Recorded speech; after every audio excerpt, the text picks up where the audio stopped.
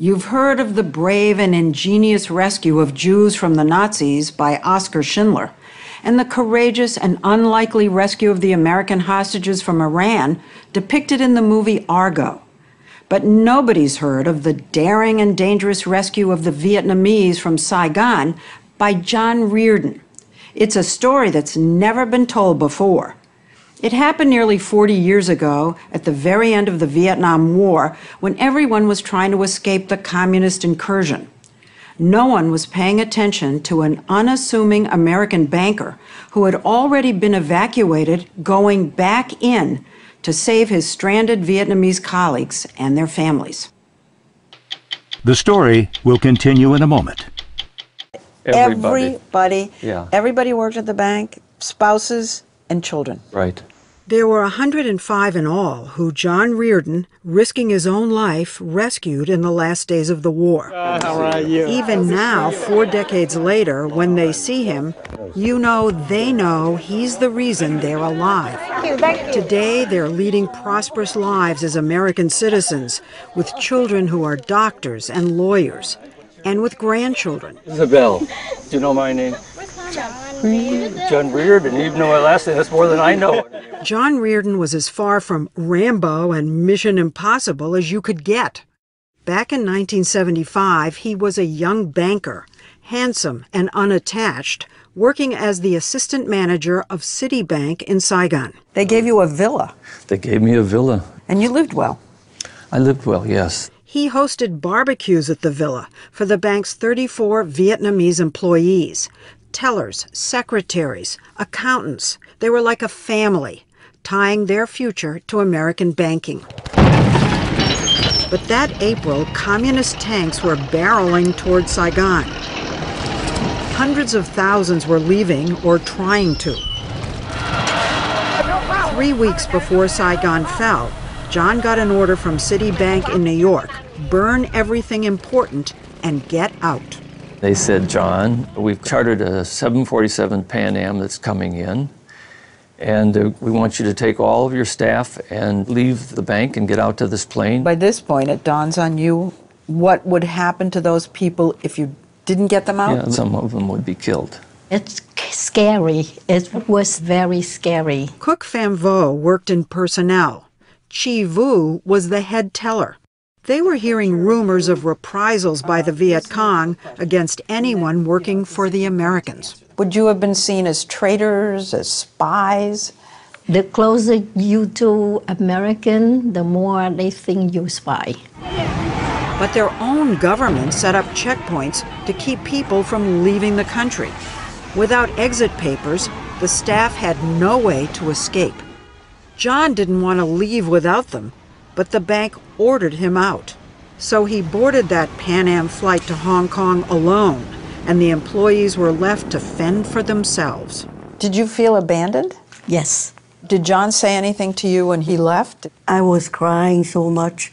I was worried about my kids, my husband, and he said, "Don't worry, I'll be there for you." John and his bosses at Citibank spent day and night in Hong Kong cooking up rescue plans. They tried to send in helicopters, even an oil tanker, and they asked the U.S. government to help, all in vain. I felt we had all those people back in there, and they were counting on us. And many, many times in the conversations we had with them, they said to us, "Don't let us down. Please do everything you can." Come on, gents, let's move it. But after 2 weeks of trying, Citibank said enough. A manager told the Hong Kong team, "If you try some daring rescue mission, you're fired." That night, John's immediate boss, Mike McTighe, a former Marine, asked John to dinner. And just as my steak arrived, and I was picking up my knife and fork, and he's making small talk, and then suddenly he says, "You know, John, one of us has to go back." And I put down my knife and fork and pushed that steak back, and I could feel tears coming out of my eyes. And he said, "Would you go back?" Go back, even though it meant losing his job, possibly losing his life.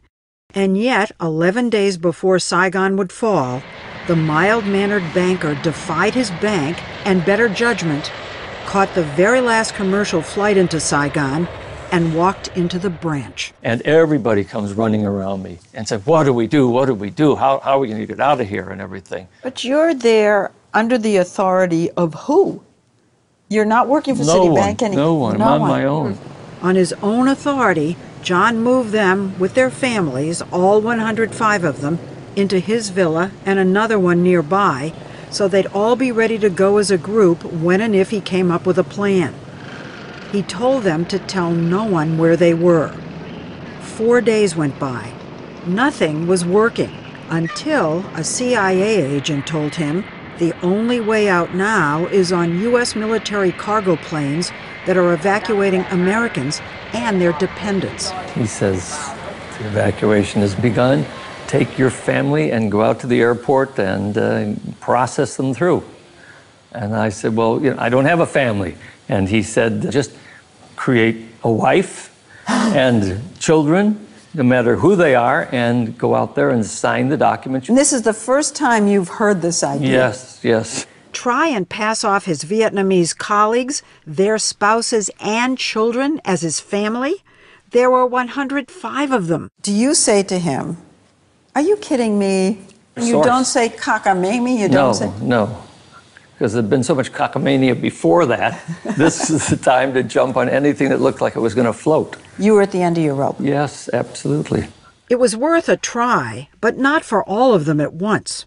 He took the bank van and went out to the airfield alone to see if it would work. I walked into that processing area and somebody gave me a piece of paper. He said, list your dependents on here. And I was fumbling for what piece of paper I was going to have to write this all down. They said, just attach that to this piece of paper and keep going. So there it was were a bit of a rush. 15 names. You had a wife and 14 names. Right, that was kind of ambitious. Daughter, for the start. son, daughter, right. son, yeah. This is the paper. Wife, daughter, son, 14 kids, some older than he was. He was certifying on a U.S. government document that these were his children. Is your heart pounding? Or you yes, a palm little bit. sweating? I certainly was nervous, yes. He was stunned when the officer, no questions asked, stamped it and handed John evacuation tags. He rushed to the villa to pick the 15 up, amazed that such a crazy idea was actually working. Do you remember when he came back? What happened? We're so happy. It's an elation to see he's a lifesaver. He's an angel. But you had to keep it secret, right? Yes. You never told your parents? No, So you never said goodbye? no. Over the next 4 days, as fear gripped the city, John repeated this ruse, going back and forth to the airport 10 times, filling out papers with groups of 6 or 8. Did any of these officers ever question you in all this time? This one man, he said, haven't I seen you here before? I said, no, sir, no, absolutely not. Bang, I know he wanted to get going too. And then another time this man said, well, you've got one heck of a big family here, huh? You've been busy when you've been... I said, oh, yes, I've been here a long time. And just chopped it again. You just it was went back and back and back. hard to believe it would be that simple to do. We recently met with 7 of his daughters. They didn't think it was all that simple, since John was separating them from their husbands. All the staff women will go first, and the husband will leave in a separate group. At that moment, I was like thinking, will I ever see my husband again? Getting the husbands out was the most dangerous. Yes, because they were either in the army or working for the government. And if the MP, they saw anybody like that or they caught anybody like that, they would shoot right away.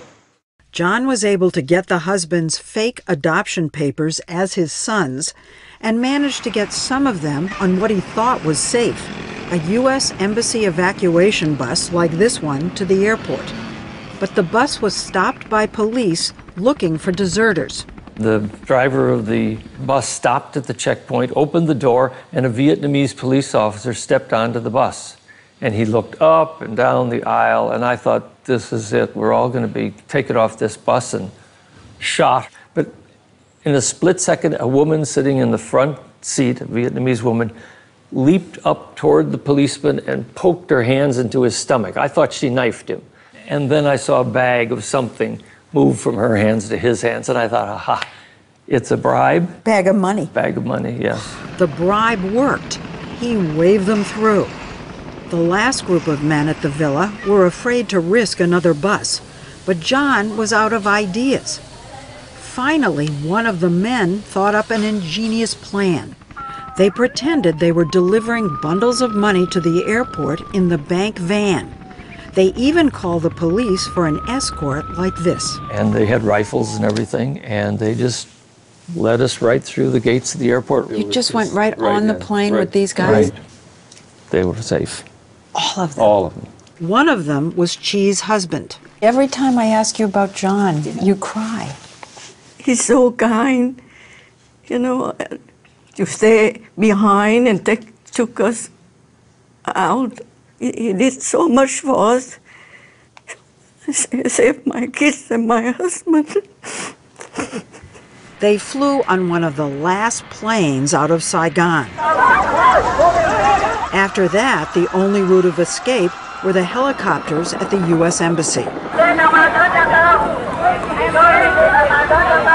Within a few days, Viet Cong tanks rolled into the presidential palace. The war was over. What followed were years of starvation and brutal repression. Many who tried to escape by boat drowned at sea. But thanks to John, the Citibank employees were flown out to either Guam or the Philippines and then all reunited at Camp Pendleton in California. Do you think all this time you've been fired? Yeah, I do still think that. I'm not worried about it, though. I'm still alive. They're all alive. That's important things. Well, he wasn't fired. He was given a big bonus and hailed as a hero. At the reunion for John in Long Island with a group of his children, we found out they call him Papa. Hi, John. Nice to see you. Yes, I do. I haven't talked to you in so long. Citibank spent $1 million to resettle all the employees, giving them and many of the spouses jobs. We'll never forget you too. At the time, in Saigon, he thought of his colleagues at the bank as his Vietnamese family.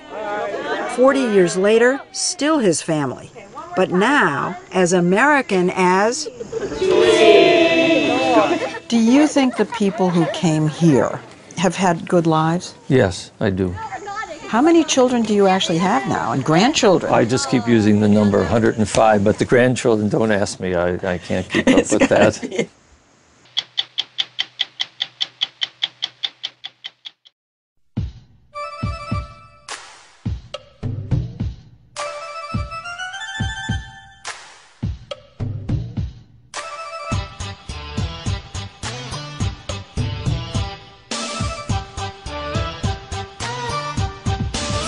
Đem Hồ Chí Minh chép sinh ra khói Ba Đình, hàng triệu thanh niên một lần sinh Bắc. Đem Hồ Chí Minh chép sinh ra khói Ba Đình, hàng triệu người trai sao đành từ nào.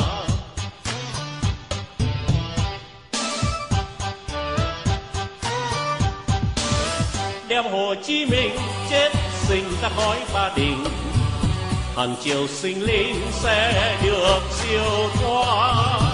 Đem Hồ Chí Minh chép sinh ra khói Ba Đình, hàng triệu triệu dân sẽ được tái sinh.